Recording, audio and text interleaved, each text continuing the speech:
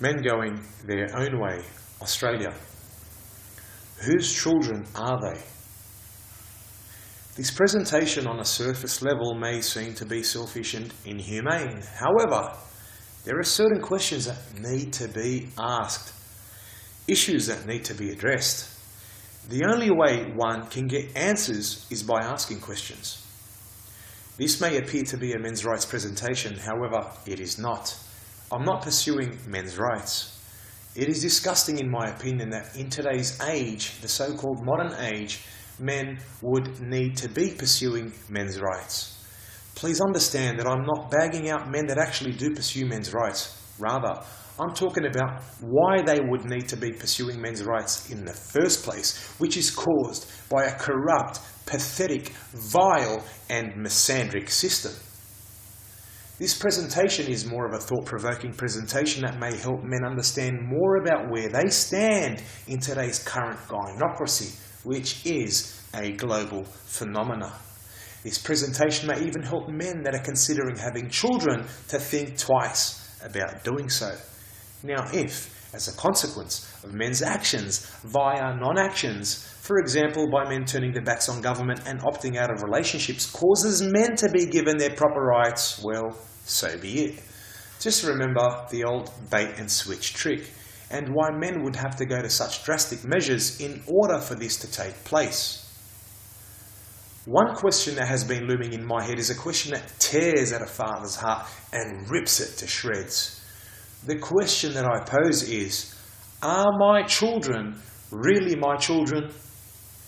Now I know that my kids are from my seed and what have you. However, at what point do children no longer remain the children of what is labelled today as a father?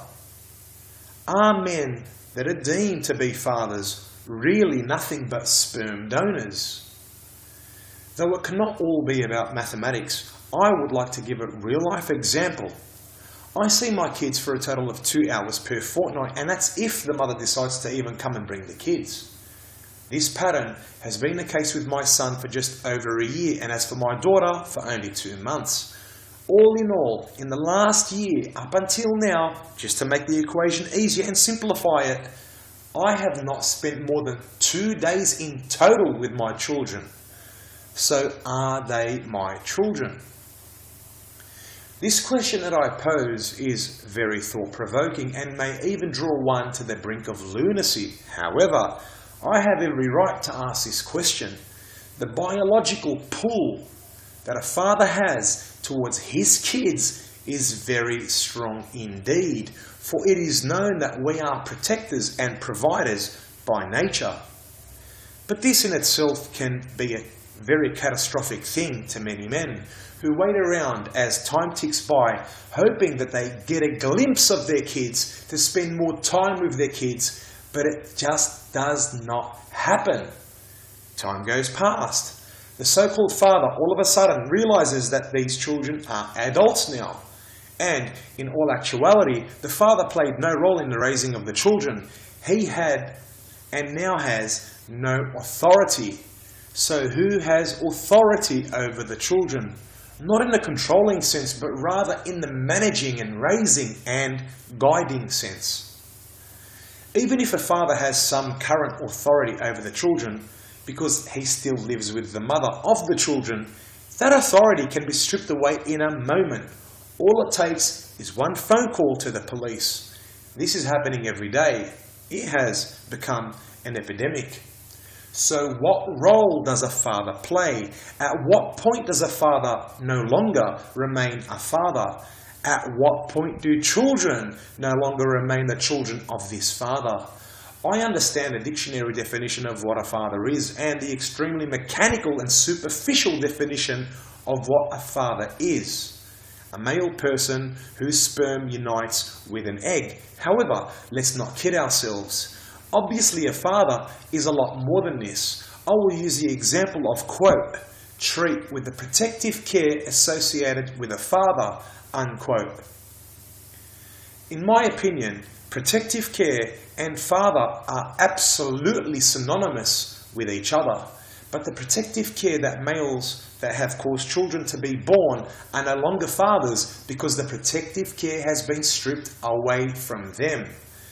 Before 1974, before there was no-fault divorce, this could have not occurred, but after no-fault divorce had been introduced, divorce started to increase, and in countries like Australia, when child support was introduced in 1984, this caused a lot more divorces to take place.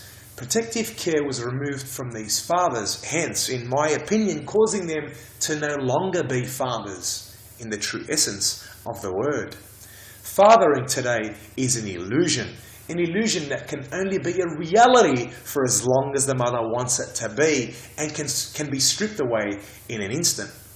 So what is the reality? The reality is really sad, actually. Mothers and children have become more like property of the state, and men are nothing but sperm donors. They have a false notion that they will remain in these children's lives. Divorces usually turn out ugly, and when they do, the children will be used as weapons of mass destruction against males who were once considered fathers. We are not fathers. A father fathers his children.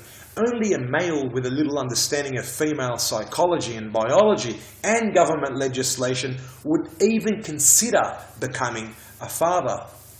Many men end up in a situation where they are just in a state of living to die, when they have their children stripped away from them.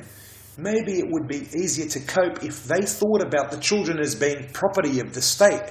Maybe this would be a coping mechanism for them to get out of the rut that they are stuck in, so that they themselves can live a more fruitful life. Does this sound selfish? Maybe so.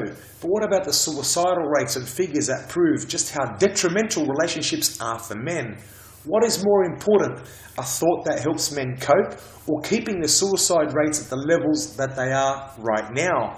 Surely, if a thought process that can be a coping mechanism which can keep men away from harming themselves must be a good thing. One can dwell deeper and discuss if the children were his in the first place. I have experienced this firsthand. I will play you a little bit of what I experienced. Even though I believe with 100% certainty that my son is my son, it is still a grueling experience to go through, because the questions always pop up in the back of your mind. I know he walks like me, talks like me, has features that are mine, but still, one cannot help but ask the question. Many will tell you, when your kids grow up, they will know the truth anyways. Well, yes, they will know the truth. But after what? After they have become a product of a selfish mother who is dysfunctional, who has sold herself to the state, therefore is owned by the state. They are now a reflection of the selfish mother and are to become dysfunctional themselves.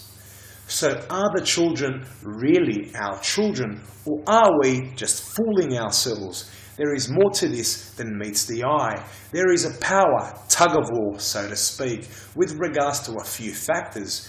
If we consider children that we don't see, even though they are from our sperm being our children, then we are just transferring power to the state and the females that are state property.